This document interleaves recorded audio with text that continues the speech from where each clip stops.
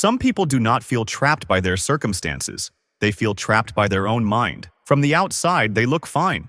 They work, talk, scroll, smile, and function. But inside, there is a constant stream of thoughts, replaying the past, simulating the future, having conversations that never happen, fighting battles that only exist in imagination. Their life is not collapsing on the outside. It is exhausting on the inside. Living inside your head is not intelligence. It is not depth. It is not maturity. It is a learned mental pattern. Over time, your mind becomes so loud that you stop noticing it. Thinking feels automatic, constant, unavoidable. You begin to believe that you are your thoughts. But a thought is not who you are. A thought is something that happens inside you, like a sound or a sensation. If you can notice a thought, then you are not the thought. You are the one noticing it. Most people who live in their head are not weak.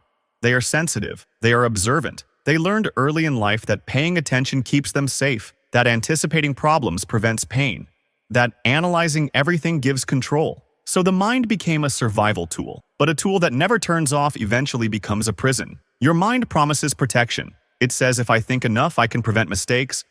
If I replay the past, I can fix it. If I imagine every worst-case scenario, I will be prepared. But look honestly, has it worked? Has overthinking brought you peace? Or has it only made you tired? What actually happens is this. Thinking replaces feeling.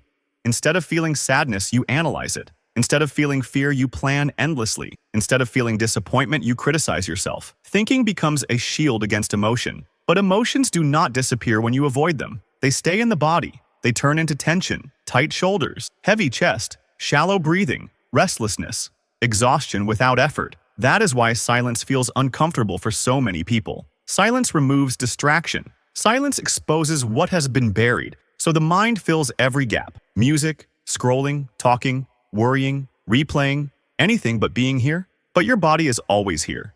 Your breath is always here. Sensation is always here. The present moment is quiet, simple, ordinary. And that simplicity scares the mind because it cannot control it. People who live in their head are almost always living in time that does not exist.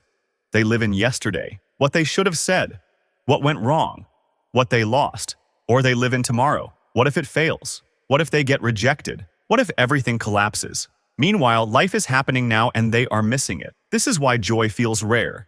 Because joy only happens in the present. Peace only happens in the present. Love only happens in the present. You cannot think your way into these states. You can only arrive. Here is the quiet truth. The problem is not that you think too much.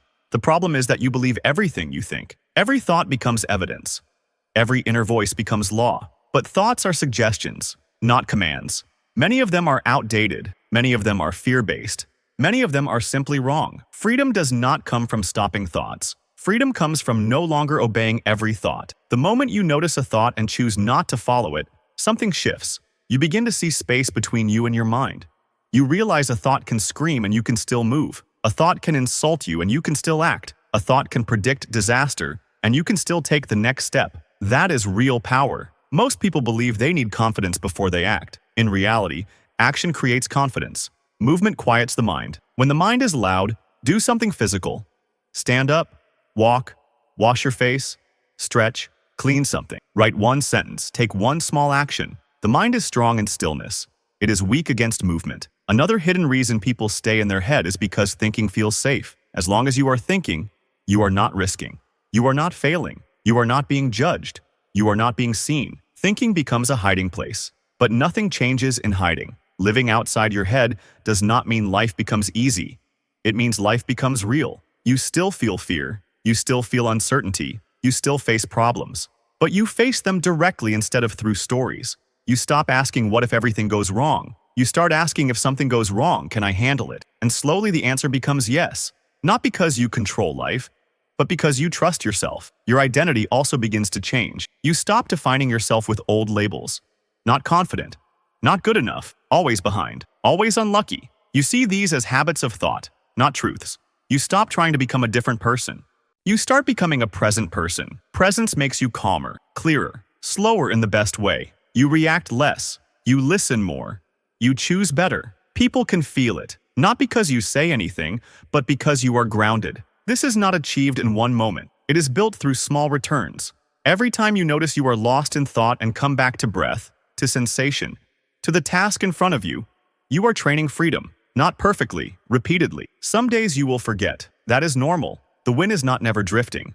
The win is noticing and returning. Over time, the mind becomes quieter, not silent, quieter. And when it is loud, you no longer panic. You know what to do. You return. This is what it means to stop living in your head. You stop being a prisoner of your thoughts. You start being the one who uses the mind when needed and puts it down when not. And one day you realize something simple and powerful. You did not need to fix yourself. You did not need to become someone else. You did not need to solve your entire life. You only needed to come back. Back to your breath, back to your body, back to this moment. And in that return, everything begins to change. I'll be sharing more videos like this on emotional growth, psychology, and self-understanding. Subscribe if this content resonates with you.